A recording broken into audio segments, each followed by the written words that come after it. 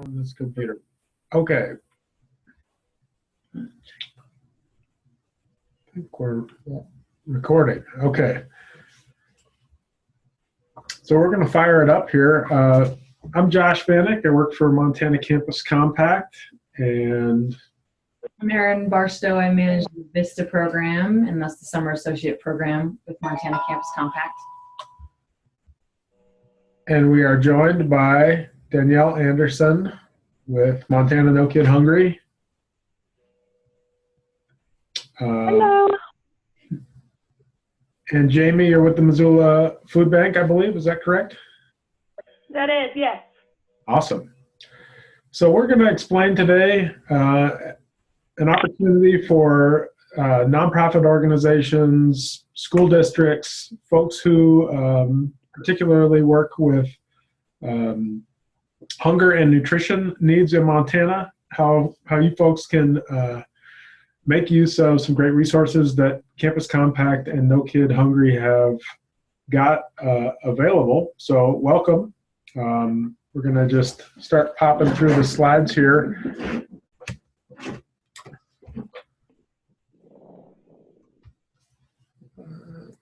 All right. So here are our contacts, and we will, with Campus Compact, both Erin and my contact information can be found on mtcompact.org. And Danielle works for the state of Montana, and with the No Kid Hungry program, her email is danderson3@mt.gov. But if you have any trouble getting a hold of any of us, just I think back to the mtcompact.org website, and we will steer you to the right person. Okay, so I think I had you introducing just MTCC. Good deal. So Erin and I work for Montana Campus Compact, and what we are is a statewide coalition of higher ed institutions, so colleges and universities, and their presidents kind of join with Campus Compact and pay an affiliation on an annual basis to kind of come together as higher ed and make this commitment to address needs in our communities. So we work for kind of the state office, or we refer to it as the network office of Campus Compact, and on behalf of these colleges and universities around the state. And our summer associate program specifically is a branch of the larger AmeriCorps VISTA program, which we like to say is the anti-poverty branch of the National Service tree. So in this specific program, it's a 10-week service opportunity that we direct to college students and soon to become college students because of the mission and premise of our organization, to serve with nonprofits or college campuses to alleviate poverty in Montana communities. And we'll get a little more into the specifics of that program, but that's just an overview. And Danielle, we're hoping that you can give a little overview of No Kid Hungry Montana. Yeah, so I am a dietitian and the summer meal program coordinator for Montana No Kid Hungry, and our mission is to end childhood hunger in Montana, and we do so by connecting kids to healthy food that they need in their communities to help them succeed. And so I focus on summer and nutrition, but our campaign works by educating families about the state food assistance programs and community resources that are already available to them, like breakfast and after school meals and summer meals. And we also try to expand the areas being served by these communities to increase access. And lastly, by forming partnerships to increase participation, outreach, benefits, and education. And then I just want to take one quick second to clarify our role in summer meals. It's the Office of Public Instruction that's responsible for actually operating the program, while Montana No Kid Hungry's role is strictly supporting the sponsor. So we do that by offering additional resources, grant funds, and providing innovative ideas to help increase participation in your guys' program. Great. Thanks, Danielle, for that clarification. Yeah.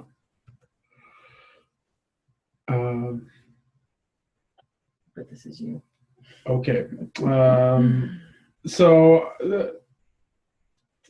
as Erin said, we run a full-time AmeriCorps VISTA program, and that is kind of anti-poverty work by definition.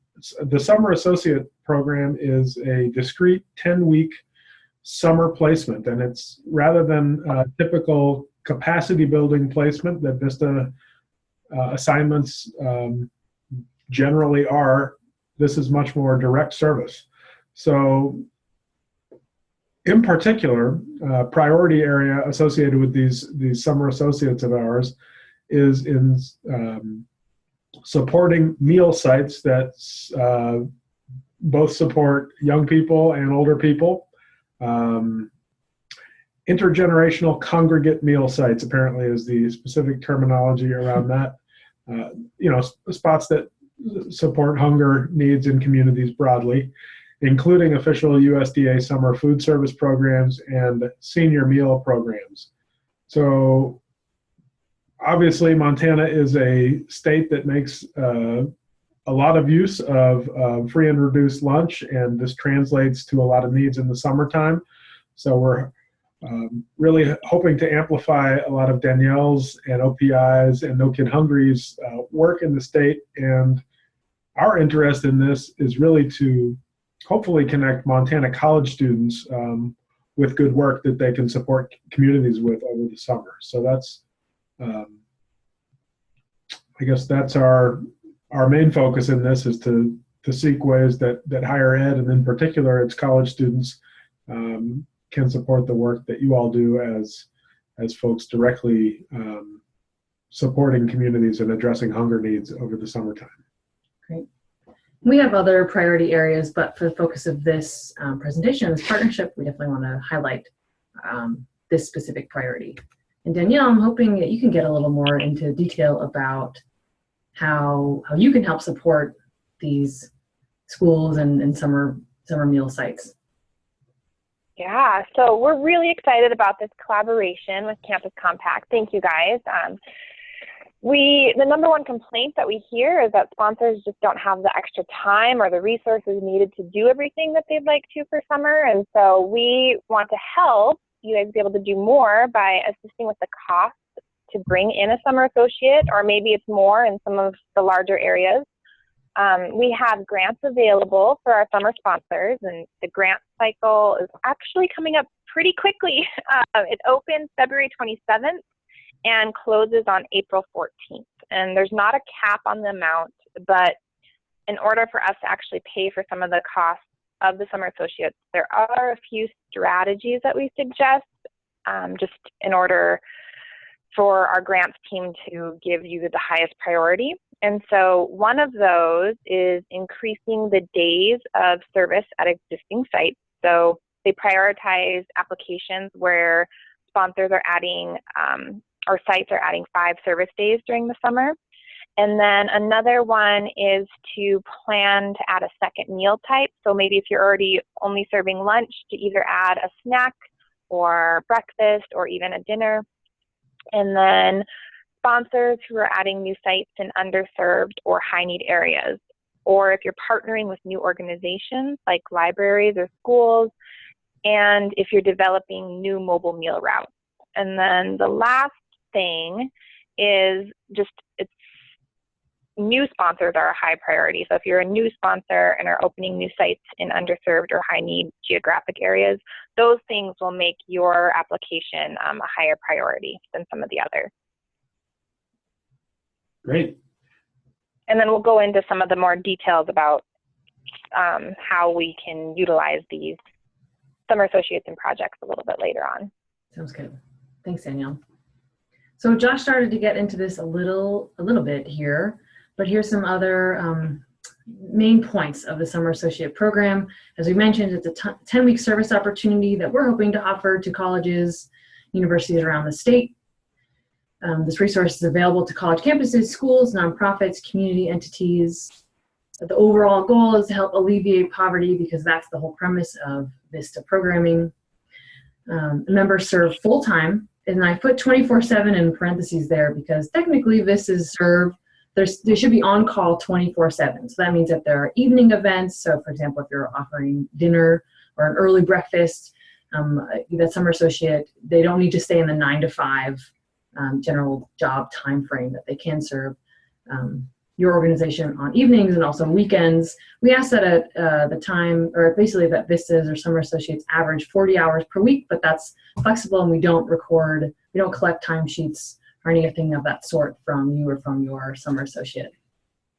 Josh also mentioned that summer associates are unique because they offer, or they can serve in both an indirect and direct capacity to your organization. Another obligation is that these VISTAs align with the program priority, which shouldn't be a problem here with that meal site priority, and that we are offering 2 service terms this summer. The service term that, again, they're 10-week sessions, either May 22nd to July 31st or June 1st to August 9th. And your organization can apply to one of these cycles or both, depending on your needs.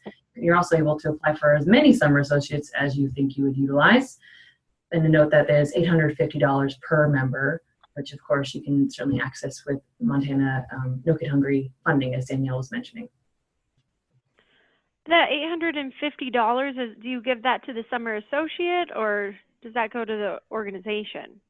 Good question. And we're actually going to get into that a little bit in depth a little later on. But that fee, and so I can say that now, that fee is, it's really the administration costs and energy and staff time that's associated with placing with, the whole cycle. So this is a kind of a 2-tiered cycle here in preparation for a VISTA serving. One is an application from sites that request summer associates, so processing those sites, getting state and federal approval because this is a federal program. And then also we help to recruit these members, which we'll get into a little bit in this webinar as well.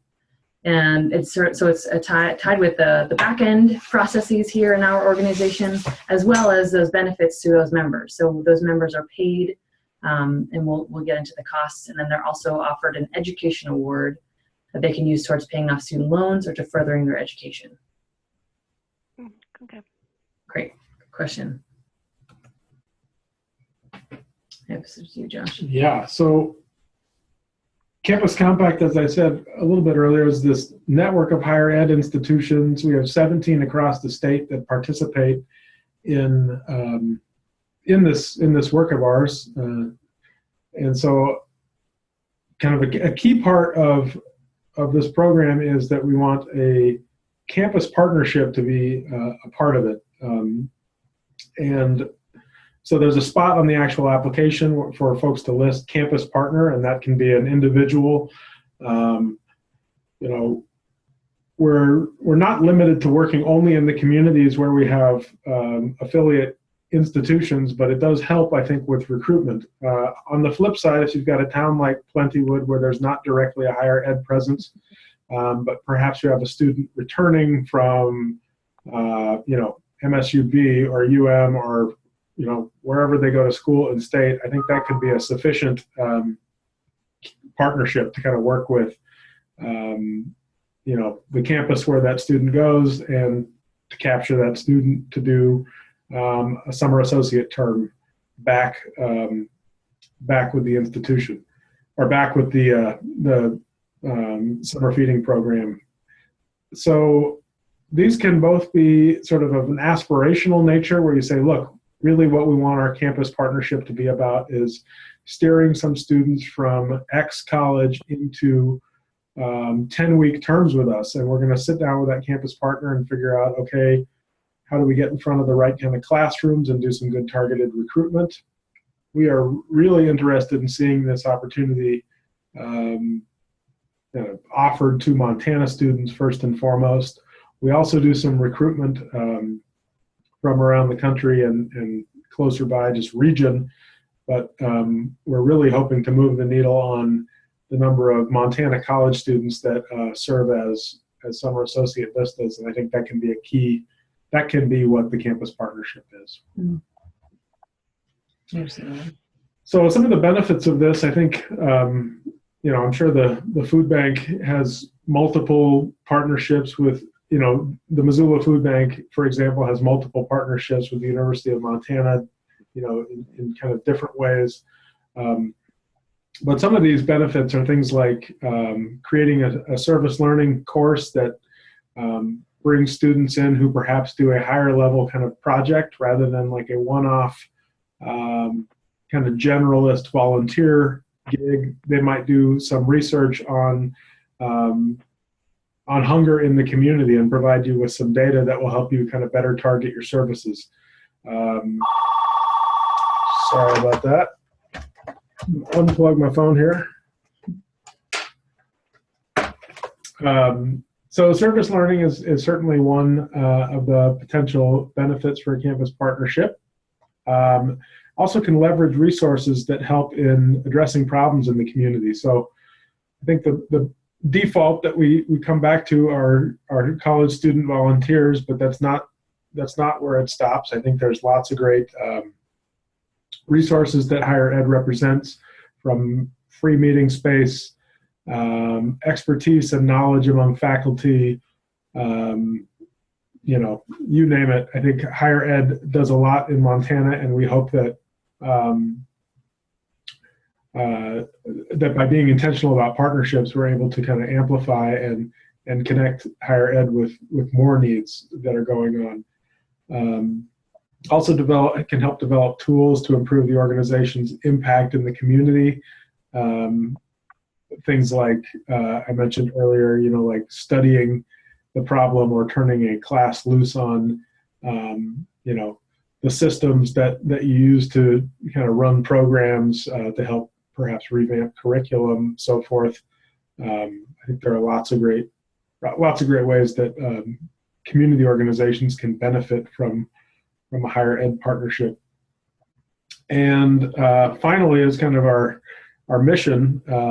You know, get a great chance to participate in this national movement where higher ed is saying, look, we have to really find our purpose and understand that higher ed exists to really advance the public good, and that you know, we're not off in some sort of like ivory tower, but we're very much of communities. And so our organization exists really to kind of push this and say, look, we got to walk the walk. If we're higher ed, we have to kind of move out of our comfort zone and figure out where are folks doing things like addressing nutrition and hunger in our state, and how do we help them. So these are just a few of we think the benefits of working with higher ed. Thanks, Josh. So there are a few benefits for summer members. So members receive a living allowance, and that's doled out in bi-weekly. So that comes out to a little over $2,000. And for if you are not familiar with AmeriCorps VISTA, and AmeriCorps in general, national service members do not receive a whole lot in terms of monetary payment. The whole idea is to gain a holistic sense of poverty, specifically for VISTA, because it's this anti-poverty program. And the best way to really experience that is, or to understand poverty, is to live in it as well. So that's why that is a little explanation about that payment. Another big benefit that summer associates receive is an education award upon the completion of the full term of service, which is $1,222.22. And I mentioned before that can be used to pay off student loans or for future school. And a lot of schools in Montana and around the country will match that award to a certain amount, so you can really, summer associates can really stretch that amount. Summer associates can also opt for a cash award. It's significantly less, as you can see, at $287.70. Summer members do not, because of the short-term program this is, summer members, or summer associates, will not receive health care, life insurance, child care allowances, or any relocation. So as Josh has been mentioning, a big part of why we're hoping to recruit local college students is because a lot of them may already have housing in your community, which will definitely help, because housing in general is hard to find, as we know, and especially for 10 weeks. Okay, and summer associates, basic criteria: they must be at least 18 years of age. They must not be registered in the National Sex Offender Public Registry. We've been emphasizing our desire to recruit high school graduates entering college, and then current college students. They can also be local community members, but again, because of the mission and work of Montana Campus Compact, that's who we're really going to strive to recruit this term. And again, a reminder that it is full-time. So we expect host sites to have a full-time service project for summer associates.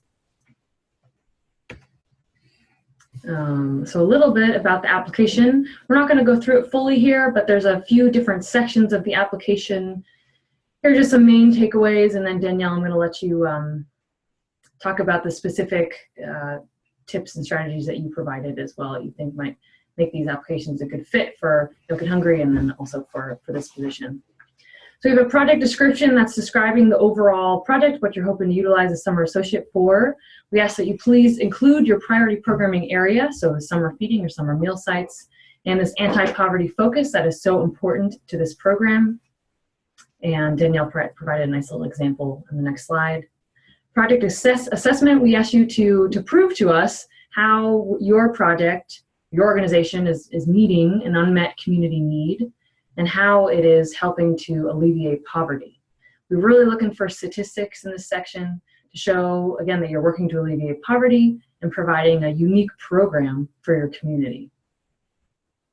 A big piece of our application is a summer associate assignment description, and that's really a work plan and in a service or a job description for your service member. Your summer associate will use that as a rubric to their 10-week service. So that's going to include objectives and activities. We ask for you to be descriptive as possible, attach numeric values, and again, be clear that allow that anti-poverty focus in your priority programming area to be apparent. Danielle's going to get a little more into that summer associate description following this. There's another section with project performance measures. These are measures that are outlined by government. So we do not make them up, and we have to report on them after the completion of your summer associate's term. We're actually going to be asking for these performance measures monthly from your VISTA. So we ask that you be realistic and that ensure that you can track those performance measures. So please choose wisely. And these should pretty closely for summer nutrition, I think, match the USDA head count sorts of performance measures. So it's essentially looking at folks who had a need, who received some kind of a meal or snack. It's relatively straightforward from the last time I checked, and I think well aligned with what folks will already be counting. Great. Okay, Danielle, this is part of what you provided to us. We're working together on how to tie in organizations who work with you to tie into our programming. So I'll let you take over this next, the next two slides here. Okay, so this is just a sample project description. You just want to, I think, and you guys can kind of correct me if there's more details that you want, but just really pointing out what you want to accomplish, what you want to help your community with. So like food insecurity, weight gain, learning loss, we all know that those are big things for the summer. So you want to do something, some of your objectives and activities you want to think about how you can affect food insecurity, weight gain, and learning loss. And that's done by probably outreach methods and expanding our activity programming and getting some feedback from your members to make sure that you're meeting their needs.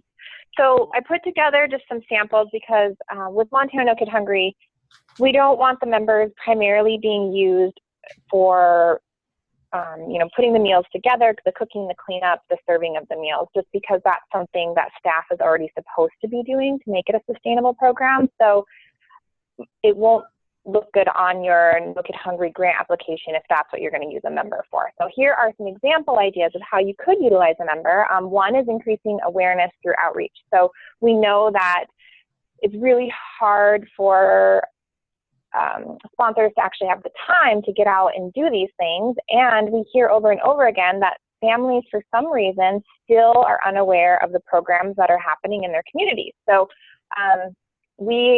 you can also use our grant funds to help purchase materials that you would need to do this. So if you want to do activities, then you could also have door hangers and flyers, or maybe you want to do magnets or balloons or something, and then just include those in. And then here are just some samples. Canvassing works really well if you can have maybe a member with another volunteer or two. You want to make sure that they're at least in pairs. But that worked really well when we did it in Billings. We started around all of our sites, and we picked 6 priority sites that we really wanted to build up around some of our park sites that had activities. And then we also did that for our new sites that were opening up that year. Again, just going and visiting businesses to deliver flyers and materials. And another thing that works really great is if you can get people to go to pools or parks or libraries right before the meals and kind of recruit kids, that seems to work really well in some neighborhoods too. And then another thing is we want this to be sustainable, so you have to find some volunteers to help carry on some of these activities that you want, and that takes a lot of time, and that's one of the things that you could utilize a member for, is having him or her reach out to businesses to encourage them to maybe adopt a week or adopt a day where they come in and come to a site and do lead activities with the kids. Or maybe we really want to engage teens, and so finding a way in your community that works to recruit some of the teens as volunteers and encouraging them that they can use this on resumes in the future or for college applications, things like that. Implementing activities.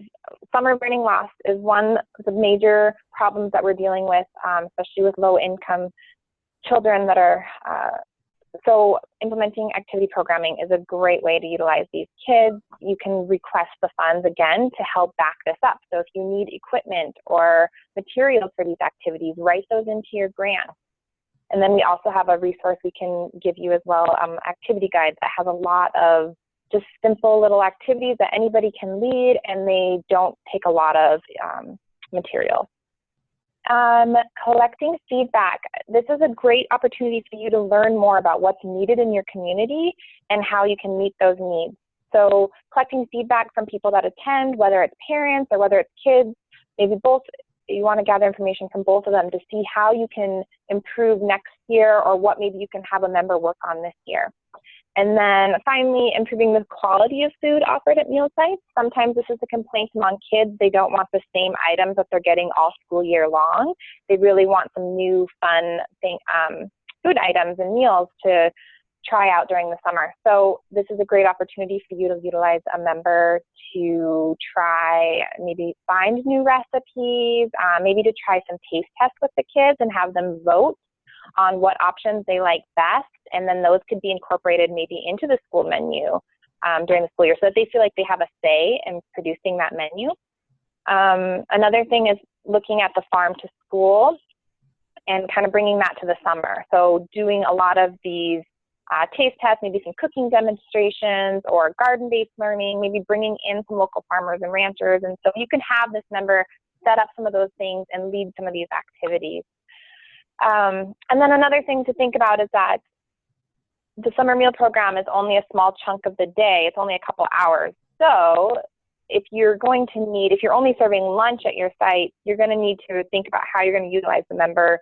I mean, a lot of it can be spent doing some of these activities and building those up, but then there might be some extra time. So thinking about some other projects, things that worked really nicely for us when we had an MTCC team where we worked with First Interstate Bank to offer financial education. They went to local Albertson stores in Billings and did a food drive, and they raised a ton of donations to provide to a food bank. And then enrichment activities, maybe at the library to really help with that learning loss. You could have them do like cooking matters at the store tours to teach families about choosing healthy foods on a budget. Or maybe just a cooking class for kids in their spare time, working with some other local organization that would help host that at a site with a kitchen or something. So just thinking outside the box of ways that you can still complete other projects that help with hunger and poverty in your communities. Thank you so much. That's about it. And I apologize that you need a magnifying glass to see these activities, but that's just to speak that you've really put in a lot of time and thought into how sites can utilize a summer associate. So this is really helpful. And I should also clarify that. Yeah, we can send this out. Great. Oops, sorry. That's awesome. So also going to clarify I that took a screen cap of it. It's a good slide. Oh, good. You took a screenshot. Great. And VAD stands for VISTA assignment description, and I should have changed that to summer associate. assignment description. So this is a part of that application that we encourage you to use. Okay, thanks again, Danielle. This is just to reiterate that we want to help you. Both Danielle, who provided a lot of that great input in the previous slides, and then also Montana Campus Compact, want to make sure that your project aligns with our priority area, with this anti-poverty focus. We can help you obtain a campus partner, etc. So feel free to reach out to us for help. Great. And then Josh is going to talk a little bit about recruitment. Yeah. So I've been kind of beating this dead horse here a fair amount already, but we're very interested, obviously, in Montanans supporting other Montanans, and in particular our college students, college and university students, actually enrolling in these summer associate positions. We think it's kind of a great work that really has a deeper meaning and I think purpose for helping students learn about what our communities need. So mentioned this earlier, I think a campus partnership is a great way to kind of get in front of this kind of recruiting target and think about, okay, I've got my campus partner, and how do we now kind of present this this amazing work that we need to have done, and build an applicant pool so we select somebody who really is gung-ho and cares about nutrition and cares about food. I think these are, I don't claim to have the best pulse on current college students, but I know that hunger and nutrition are very popular items and things that really resonate with many of the at least traditional aged college students here in Montana. So I think there are, provided we get these service opportunities in front of them, I think we can really see some great results and some good Montana college students actually serving. I think practically that looks like university job and volunteer websites. In some cases, it's kind of analog things like the Potty Press newsletter, that goes around, or poster boards and things of that nature. Mostly it's electronic anymore. Facebook pages and pages for offices that do some kind of student volunteer or student engagement charge. The final one here on the campus front is professors and classroom recruitment, and this is a lot of folks, nonprofits kind of stock in trade where getting college students to serve or to volunteer is concerned. They develop relationships with professors and say, look, I need 5 minutes. I'm going to pitch this to students, and I'm going to circulate a sign-up sheet.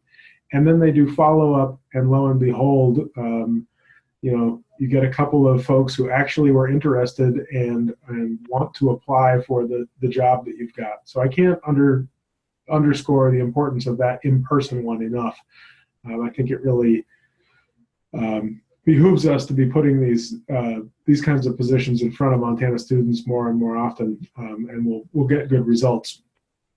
Also, you can dig into your own volunteer pool and say, look, we've got some great folks, and maybe some of them are looking for work over the summer. We are not going to be major sticklers for kind of our criteria unless, folks, the minimum age is 18, and like Aaron said, we're really looking for folks with a level of maturity that can get this work done. So probably high school seniors is as low as we're able to go. But then the upper age, there's no cap on upper age. So if you've got some amazing existing volunteers, you could kind of cultivate some of them and say, look, you should apply to be a summer associate with us. And obviously all the social media outlets as well, I think are good ways to spread the word. We will do the following. So we post all of the placements on the National AmeriCorps website, as well as on our state mtcompact.org website. We'll put stuff out through Facebook. We do some paid advertising. We put it out on our blog through the website, and our newsletter that reaches over 1,000 folks around the state. And we do share any of these opportunities with our advisory committee that's made up of staff and faculty from higher ed institutions around the state. And sort of the sooner we know who's looking for somebody, the sooner we can engage all of this, and the better likelihood that we get somebody who just really does some great work. Great. So process-wise, we have a couple of steps. Anybody who is interested in this needs to do an intake interview with our office, and we kind of walk through kind of the terms, benefits, and conditions of the whole arrangement. You know, what the minimum expectations are and what they get for it. We then send on the ones that kind of pass muster on that and say, like, okay, they get it, and they understand that it's national service and not a job in the traditional sense that we really expect people to go above and beyond. You then interview these folks at the site level and say to us, you know, yay or nay, is this person somebody who could do good work for you, and that you're feeling excitement for what for your VISTA summer associate placement or not. And from there, you select the top candidate, let us know of who that person is, and then we make the offers formally to candidates. We get a lot of people applying, and so it's important that we are the ones making the offers, and we'll talk more on this in future kind of training opportunities for site supervisors. But this is 5 steps, and it you know, it is a federal program, so we do have to kind of make sure that folks get what they're signing up for. And it may appear like a lot, but really we do a little bit of vetting on the front end and then turn them loose to you. You let us know if they're a good fit and if you want to hire them, and then we make an offer and start the onboarding process once we have an agreement and once they have said yes. Okay, so some expectations of you as a host site. Just to reiterate what we've already been going through is that we really hope that you aid in the local recruitment for summer associates. Again, prioritizing high school graduates going to college or current college students. And that you comply with this interview process that Josh went through. As Josh mentioned, there's going to be a lot of people applying to lots of positions this summer all around the country. We're really hoping that you contact qualified applicants that we send to you pretty immediately within 1 to 2 days. We understand that you've got a whole workload in addition to recruiting some great summer associate candidates. But again, time is of the essence here because good candidates are going to have lots of offers, and we want to catch them before they run off. And again, we'll be sending you an AmeriCorps application that summer associates must complete, 2 references, and then our own intake interview for you to make the decision. Interview them at your own time and make the decision ultimately. Of course, we ask that you support these summer associates once they're assigned, that you supervise them, that you help them through those 10 weeks. There are a couple of reporting requirements. I mentioned one about performance measures that your summer associate will be completing a monthly report that we will send to them and that we use to comply with federal regulations that we show on our, basically we're able to apply for funding every year. And that you pay those host site participation fees of $850 per member. And please interrupt with any questions too. And so we pay them. Nope. And then, is that what you just said? No, so that's a good question. So we administer payroll for all these folks. We do it centrally using the University of Montana. So whether they're placed in Missoula or in Glendive, they'll get a check or a direct deposit via the University of Montana every 2 weeks. They'll get 5 of those over the course of their 10-week term of service.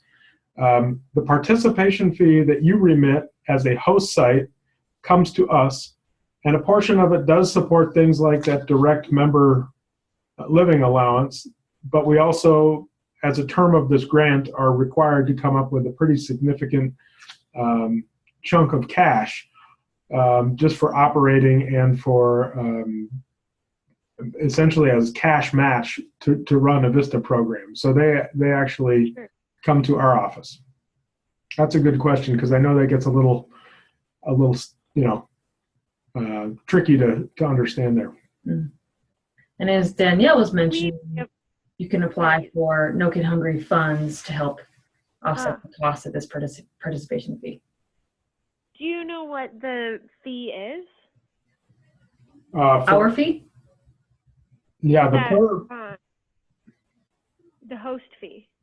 yes. So it's $850 per placement.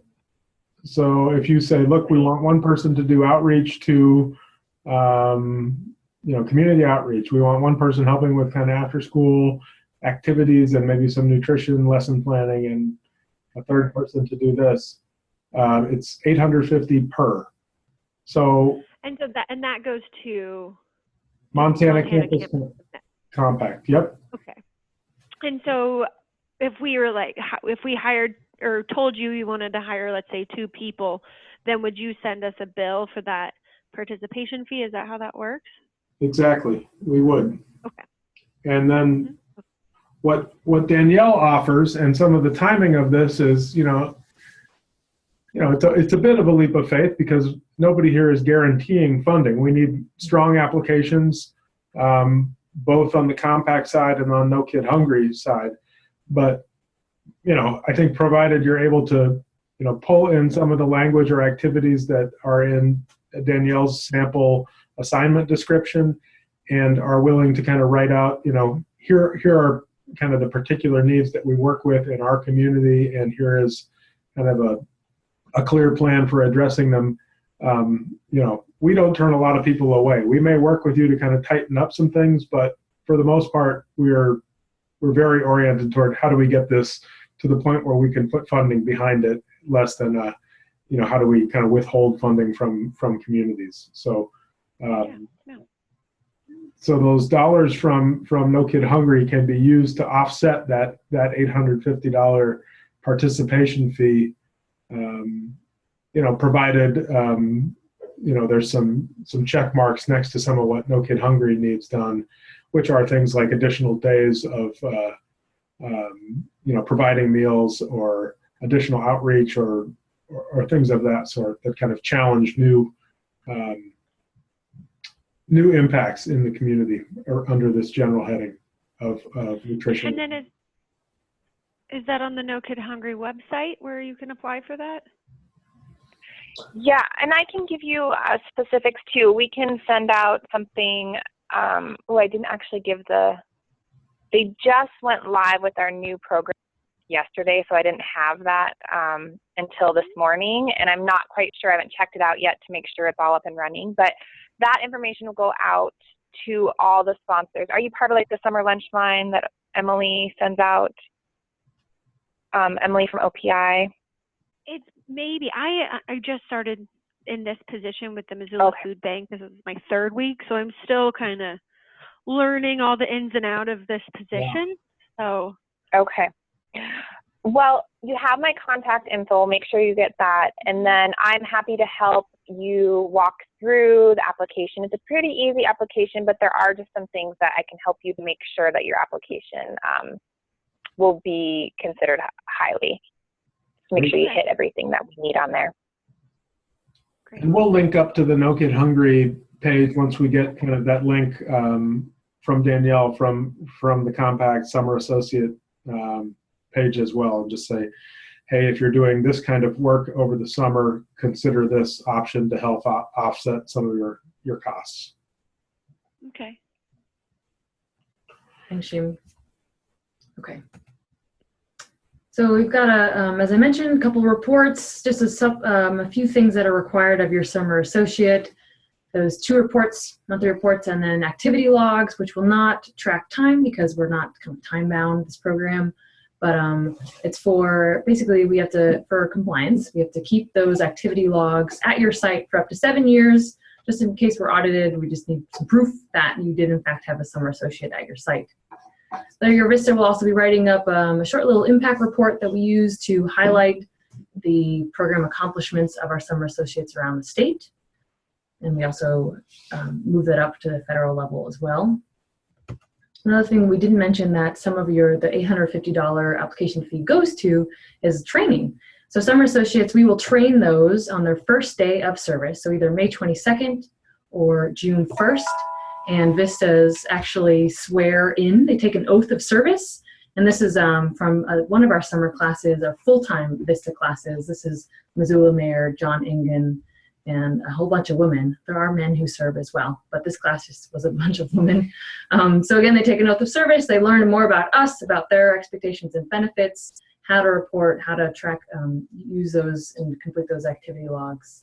And then we send them out to you for the remainder of their 10 weeks. Okay. And so the timeline from our end with Campus Compact is that we have an application deadline of February 15th. So just about 2 weeks away. It is a pretty short application in that, it just, a lot of it is kind of plug in, contact information, campus partner, and then your assignment description. I think the things that we typically give feedback on in the clarification period, which happens basically the second half of February, the biggest single thing that we see is that folks just don't do much detail where the need is concerned. So if you do organizationally have some recent kind of perhaps bigger grants that you've written where you did dig in and say, 17% of Missoulians from whatever age 7 to 15 are food insecure. Those sorts of things go a long ways with us in our negotiation with the feds. So including some of those data points really help us. We'll make award notifications and begin candidate recruitment on March 1st. So in just 1 month is when we will start all of that.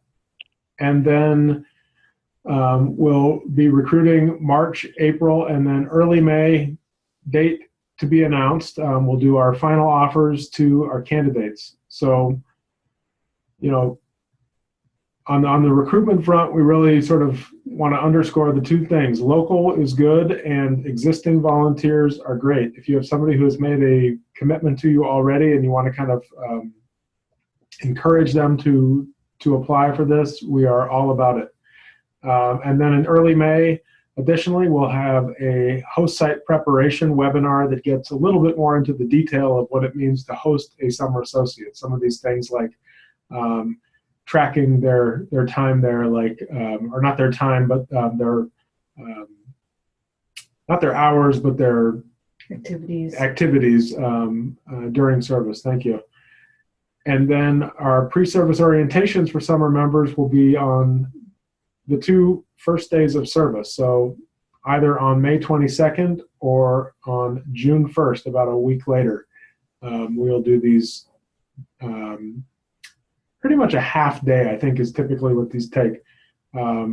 Pre-service orientations that walk through a new summer associate through everything that they need to know in terms of the program requirements. You then will begin orienting them as soon as they are on the site so that they can get work done for you and be effective in their time.